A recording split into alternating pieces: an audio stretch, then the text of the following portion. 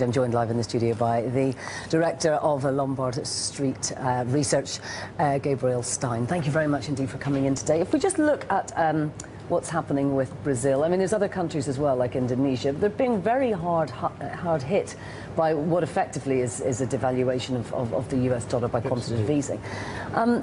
What can they do? What option does a country like Brazil have?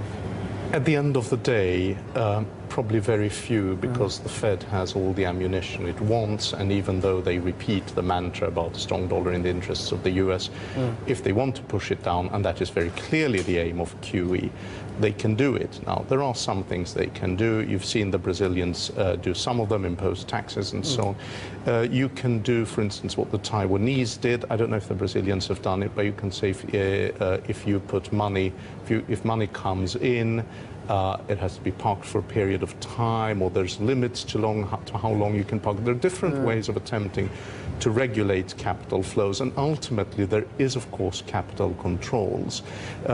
To some extent, I think Brazil's, Indonesia's, others' problem is that they are the innocent bystanders. This is a US-China shootout, and they happen to be on the wrong side of the street.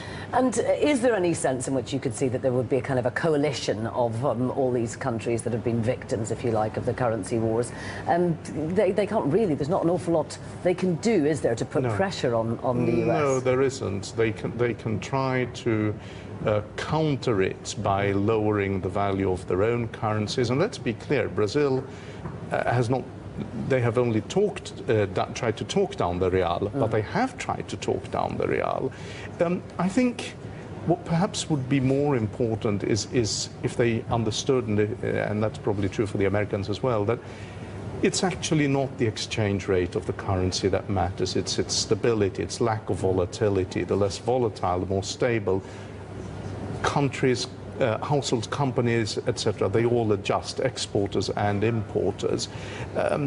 In terms of a coalition of the willing, so to speak, to boost the value of the dollar, not sure if they have the ultimate firepower to do so, and their respective interests vary too much anyway. Right.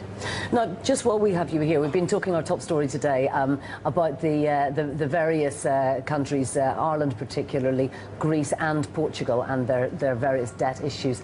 Ireland and Portugal are particularly getting a bit of a hammering in the markets at the moment. What's Ireland's position? Ireland has a real issue, obviously, with its debt and its deficit. And every time these things happen, the situation is exacerbated because markets realize they're going to have to borrow at ever higher interest rates, which makes the necessary adjustment harder, and so on. And ultimately, will they have to go to the FSF and borrow, which is the first step in a default. They probably, under normal circumstances, would not need to.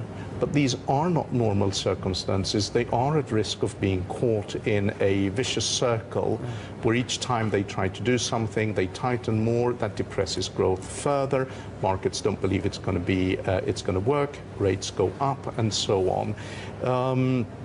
And part of this, of course, goes back to the German insistence on imposing an orderly default procedure. Indeed. There is no need to have a default procedure if you don't think people will default. If you have one, there will be defaults. Thank you very much indeed for joining us today, Mr. Stein. Thank you.